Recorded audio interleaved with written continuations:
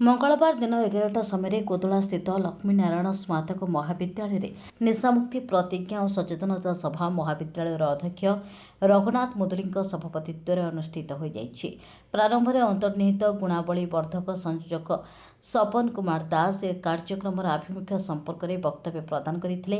ପ୍ରଶାସନିକ ଅଧିକାରୀ ରଞ୍ଜୁବାଳା ନନ୍ଦ ନିଶାର ଭୟଙ୍କର ପ୍ରଭାବ ଉପରେ ଆଲୋଚନା କରିଥିଲେ। ମହାବିଦ୍ୟାଳୟର ଅଧ୍ୟକ୍ଷ ପ୍ରଜାପିତା ବ୍ରହ୍ମକୁମାରୀ ଈଶ୍ୱରୀୟ ବିଶ୍ୱବିଦ୍ୟାଳୟ କୋଦଳା ଶାଖାର ମୁଖ୍ୟ ପରିଚାଳିକା ରାଜଯୋଗିନୀ ବ୍ରହ୍ମାକୁମାରୀ ସୁମିତ୍ରା ଭଉଣୀ, ବିକେ ମମତା, ବିକେ ସଞ୍ଜୟ, ବିକେ ଦୀନବନ୍ଧୁ ଆଦି ସଦସ୍ୟ ଯୋଗଦେଇ ନିଶାମୁକ୍ତ ସମାଜରୁ ଯୁବଶକ୍ତିକୁ ମୁକ୍ତ କରିବା ନିମନ୍ତେ ଉପସ୍ଥିତ ଛାତ୍ରଛାତ୍ରୀଙ୍କୁ ପ୍ରେରଣା ଯୋଗାଇଥିଲେ।